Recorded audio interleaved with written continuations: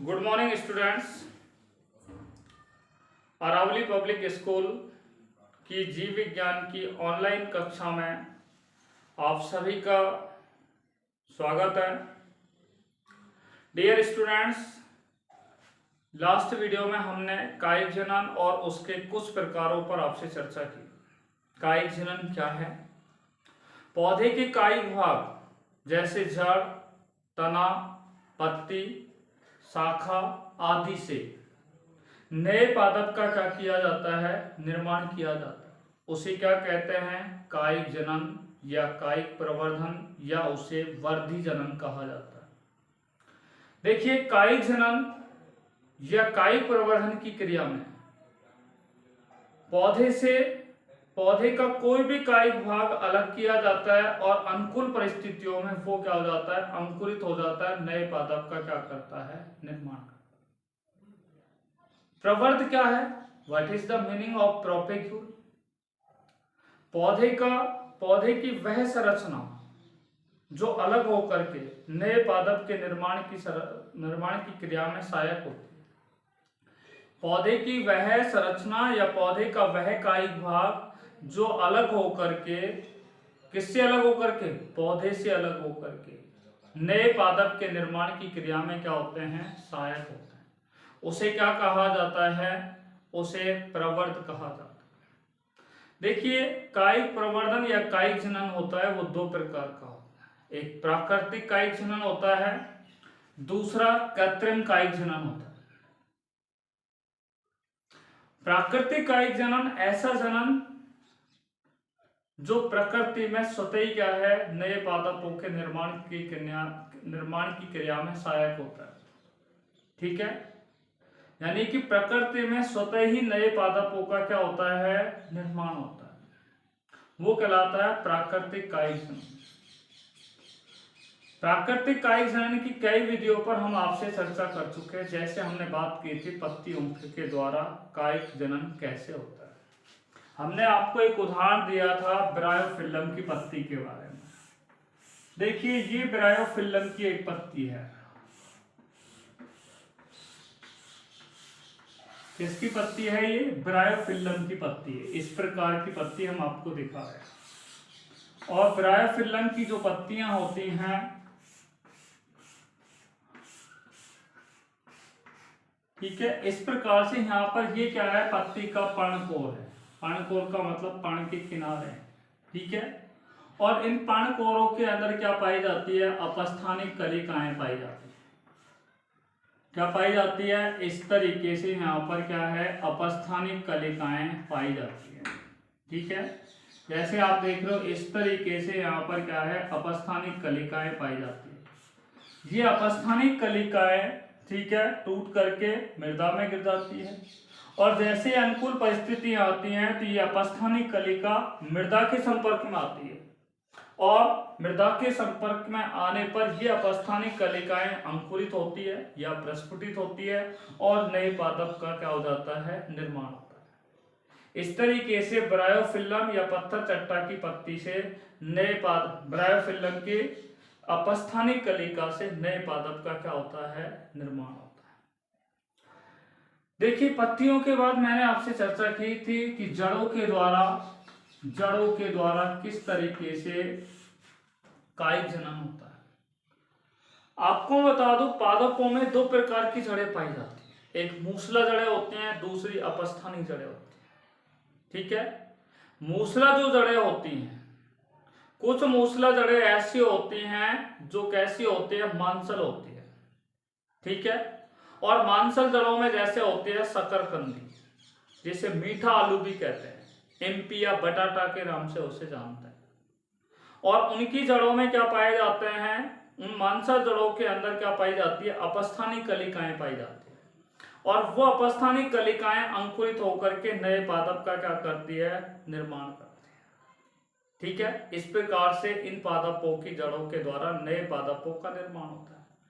परंतु कुछ ऐसे पादप होते हैं जिनमें मूसला जड़ें पाई जाती हैं, जैसे शीशम है, डलवर्जिया शिशु, या मीठा नीम है, या अमरूद के पौधे की जड़ें हैं। और उन पादपों की जड़ों की जो शाखाएं होती हैं उन शाखाओं पर क्या पाई जाती है, अपस्थानिक कलिकाएं पाई जाती है।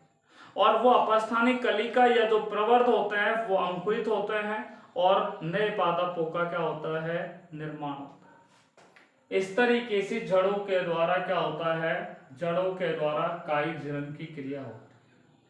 जड़ों के बाद हमने आपसे बात की थी पत्रकंद द्वारा।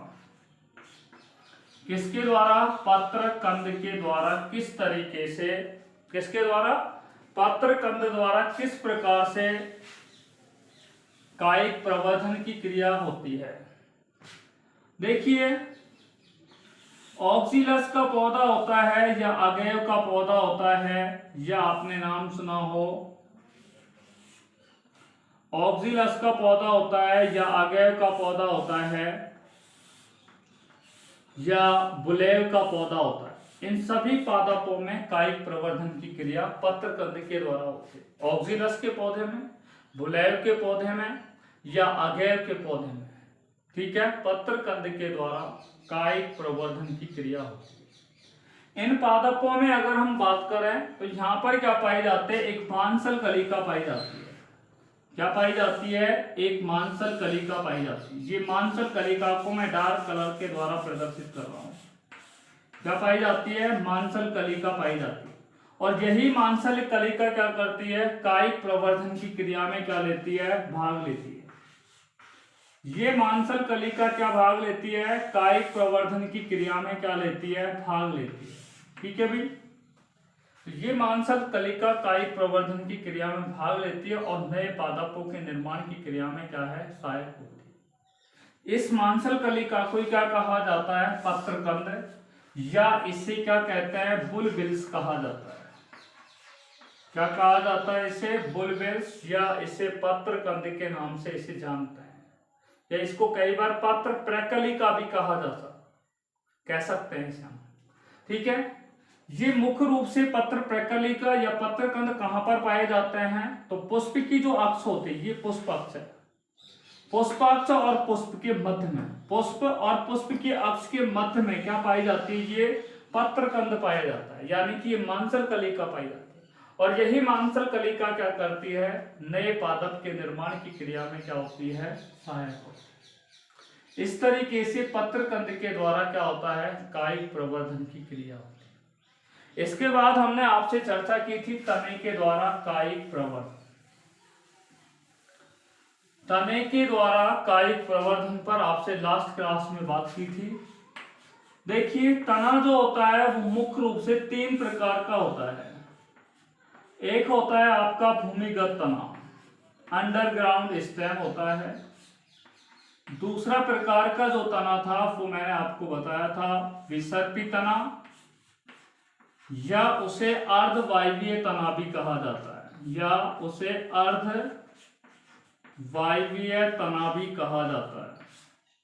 और तीसरा प्रकार का जो तना होता है उसे वायवीय तना कहते हैं। अंडरग्राउंड स्टेम, क्रीपिंग या सब एरियल स्टेम या एरियल स्टेम। ठीक है, हमने आपको भूमिगत तने के बारे में बताया। कुछ पादपों के तने कैसे होते हैं, भूमि के अंदर होते हैं, मृदा के अंदर होता है। ठीक है, वो मृदा के अंदर ही क्या करते हैं, वृद्धि करते हैं। तो आपको मैं बता दूं, भूमिगत जो तने होते हैं उनके अंदर कुछ विशेष प्रकार की संरचनाओं का निर्माण होता है। भूमिगत तने का जो तने भूमि के अंदर होते हैं तो उन तनों के अंदर कुछ विशेष प्रकार की संरचनाएं पाई जाती है, और उन संरचनाओं के आधार पर ही भूमिगत जो तना होता है वो 5 प्रकार का होता है। कितने प्रकार का होता है, 5 प्रकार का होता है। देखो 5 कौन कौन से प्रकार होते हैं। पहला है तनाकंद, पहला प्रकार है जिसे क्या कहा जाता है, तनाकंद। इंग्लिश में बोलते हैं इसे स्टेम ट्यूबर के नाम से जानते हैं। दूसरा प्रकार का जो तना होता है उसे सल्कंद कहते हैं, सल्कंद, जिसे कहा जाता है बल्ब। तीसरा प्रकार का तना जो होता है वो भूमिगत होता है, जिसे कहते हैं प्रकंद, जिसे इंग्लिश में बोलते हैं राइजोम। चौथा प्रकार का जो होता है उसे बोलते हैं घनकंद, जिसे इंग्लिश में बोलते हैं कॉर्न। और लास्ट होता है अंतर्भूस्तरीय, इंग्लिश में इसको बोलते हैं सकर। ठीक है, इसमें हम केवल एक पार्ट का अध्ययन कर चुके हैं, तना का। तो कुछ पादप ऐसे होते हैं जिनके तने कैसे होते हैं, भूमि के अंदर पाए जाते हैं। ठीक है, और जिनके तने भूमि के अंदर पाए जाते हैं तो उनके तने के अंदर, जैसे मैं आपको आलू के बारे में बता रहा हूं।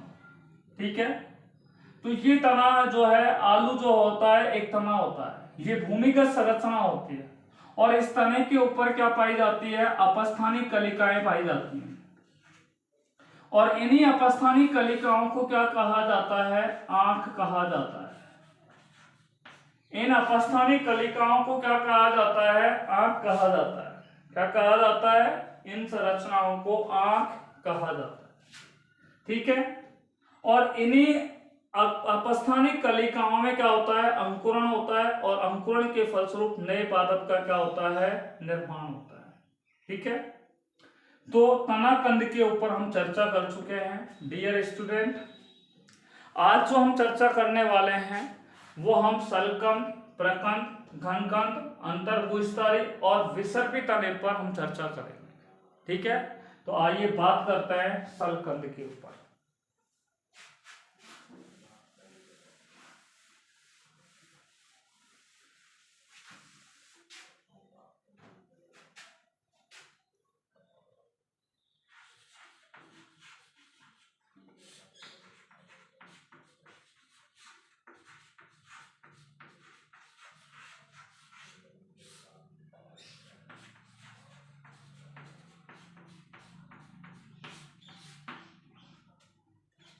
लेसन नंबर फर्स्ट चल रहा है हमारा, जीवों में जन्म, रिप्रोडक्शन इन ऑर्गेनिज्म।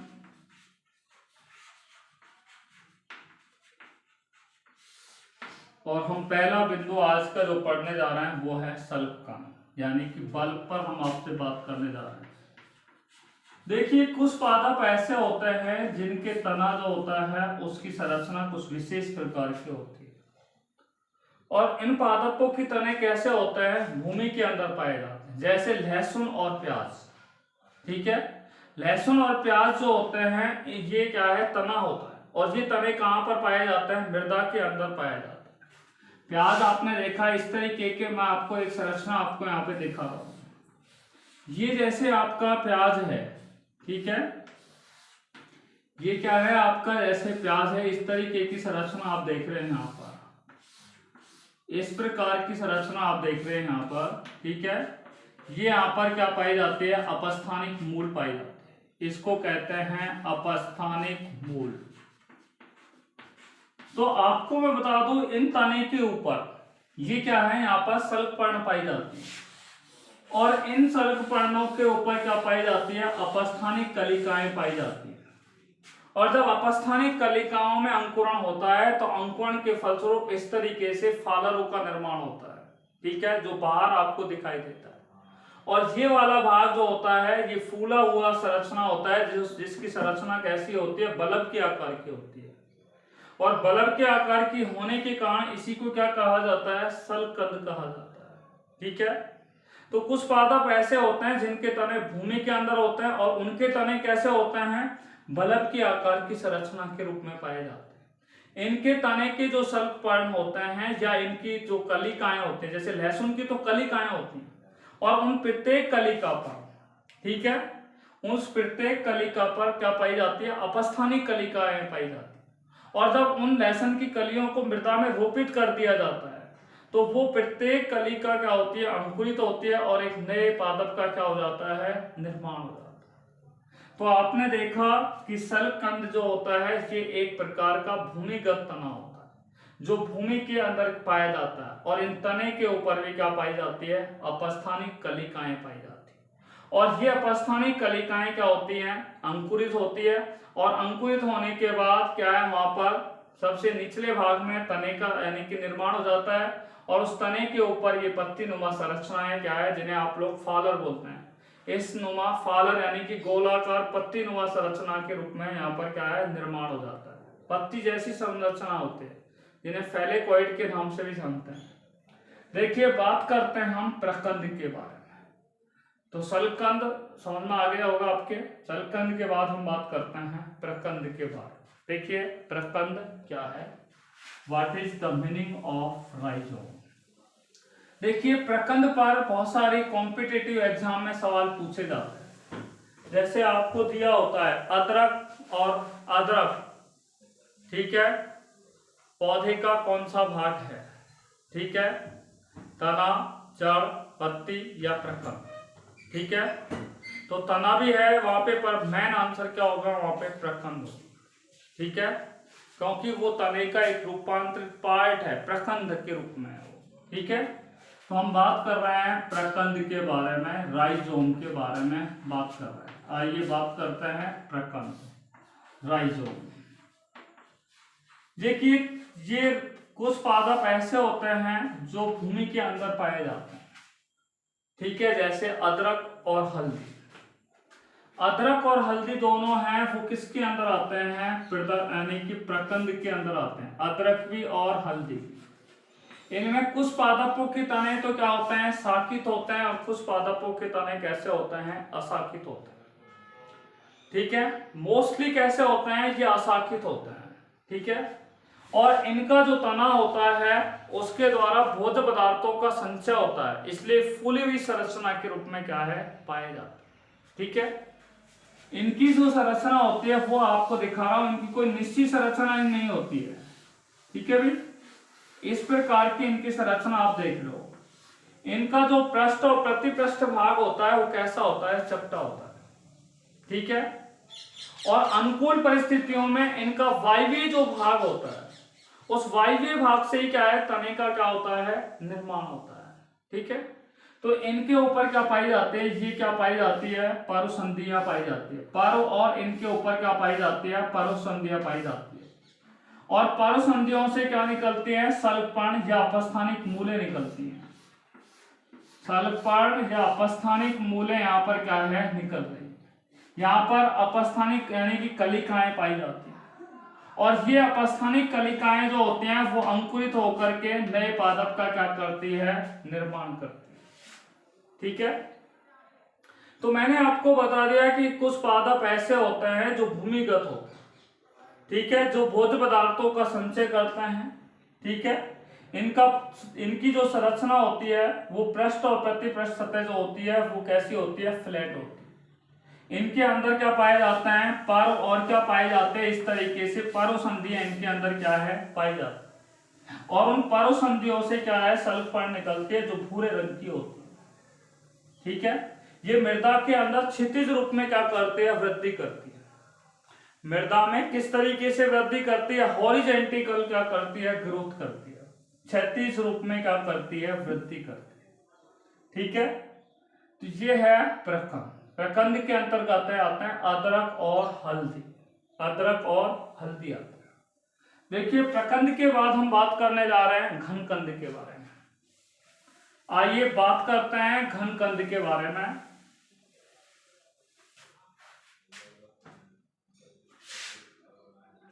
घनकंद के बारे में आपसे चर्चा करने जा रहे हैं। नेक्स्ट टॉपिक है हमारा घनकंद, इंग्लिश में बोलते हैं इसको कॉर्न। देखिए जमीकंद होती है, जमीकंद होता है या अदरक होती है, ये कैसे होता है, भूमिगत होता है। और इनकी संरचना ऐसी होती है, देखो इस तरीके से घड़े के आकार की होती है, फूली हुई संरचना के रूप में पाई जाती है, ठीक है। और इनमें क्या है, इस तरीके से वृत्ताकार अपस्थानिक कली यानी कि इनमें वृत्ताकार क्या पाई जाती है, पारुसंधियां पाई जाती है। और इन पारुसंधियों से क्या निकलती है, अपस्थानिक मूलें निकलती हैं। क्या निकलती हैं, इस तरीके से इनसे क्या निकलती है, अपस्थानिक मूल निकलती है, ठीक है। और इन्हीं से क्या है, इन पारुसंधियों से क्या है, यहाँ पर अपस्थानिक कलिका पाई जाती है। और यही कलिकाएं क्या करती है, नए पादपों के निर्माण की क्रिया में क्या होती है, सहायक। ये मैंने आपको जमीकंद का उदाहरण दिया है। जमीकंद जो होता है वो इसी प्रकार का होता है, घड़े के आकार की संरचना के रूप में। ये भी क्या है, एक तना होता है जो भूमिगत होता है, ठीक है। और ये खास तौर से इसकी संरचना घड़े के आकार की होती है, और ये भोज्य पदार्थों का यहाँ पर क्या करती है, संचय करने का कार्य करते हैं, और फूली हुई संरचना के रूप में पाई जाती है। इनके अंदर परसंधियां कैसे पाई जाते हैं, वृत्ताकार रूप में पाई जाती है, और इस परसंधियों से क्या निकलते हैं, अपस्थानिक मूल लगी होती है, और इसी परसंधि पर अपस्थानिक कलिकाएं पाई जाती हैं और या प्रवर्ध पाए जाते हैं। और वो प्रवर्ध क्या होता है, अंकुरित होते हैं, प्रस्फुटित होते हैं, और प्रस्फुटित होने के पश्चात नए पौधे का क्या करते हैं, निर्माण करते हैं। I think all of you understand about cord, ठीक है। जमीकंद क्या है, घनकंद क्या है, ये आप सुनना आगे। देखिए इसके बाद हम बात करते हैं अंतर भूस्तरीय के बारे में, ठीक है। शक्कर के बारे में हम बात कर रहे हैं। देखो अंतर भूस्तरीय का एक ही उदाहरण है, मिंट का नाम सुना होगा, ठीक है।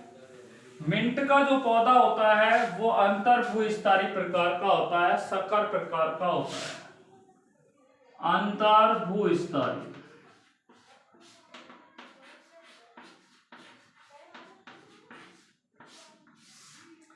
इंग्लिश में बोलते हैं इसको शक्कर, ठीक है। देखिए इस प्रकार के तने भी कैसे होते हैं, भूमिगत होते हैं, और इनका जो तना होता है वो मृदा के अंदर इस तरीके से क्या करता है, वृद्धि करता है। ये जैसे इनका तना है, मृदा के अंदर क्या है कि ये क्या है, क्षैतिज रूप में क्या करता है, वृद्धि करता है, और वृद्धि जब कर लेता है तो ये वायवीय हो जाता है, और जब ये वायवीय हो जाता है तो इस वायवीय भाग पर क्या पाई जाती है, अपस्थानिक कलिकाएं पाई जाती है, और ये अपस्थानिक कलिकाएं क्या हो जाती है, अंकुरित हो जाती है, और अंकुरित होने के पश्चात एक नए पौधे का क्या हो जाता है, निर्माण। इस तरीके से मिंट के पादप में क्या होता है, कायिक प्रवर्धन होता है। तो अंतर भूस्तरीय जो पादप होते हैं उनके तने कैसे होते हैं, पतले होते हैं और लंबे होते हैं, भूमि के अंदर होते हैं।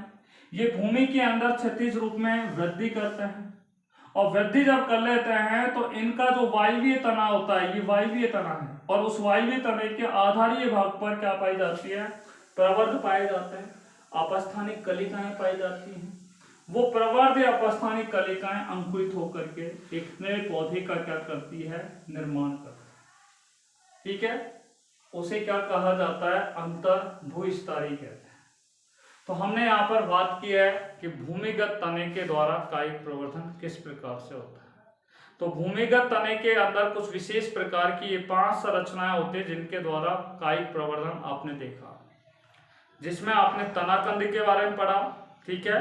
आप लोगों ने पढ़ा सलकंद के बारे में, प्रकंद के बारे में, घनकंद के बारे में, और क्या नाम से, अंतर भूस्तरीय। देखिए नेक्स्ट वीडियो में हम आपको अंत यानी कि वायवीय तने और विसर्पी तने या अर्धवायवीय तने के ऊपर क्या करेंगे, चर्चा करेंगे। Till then all of you take care by corona, be safe, be happy, thanks very much.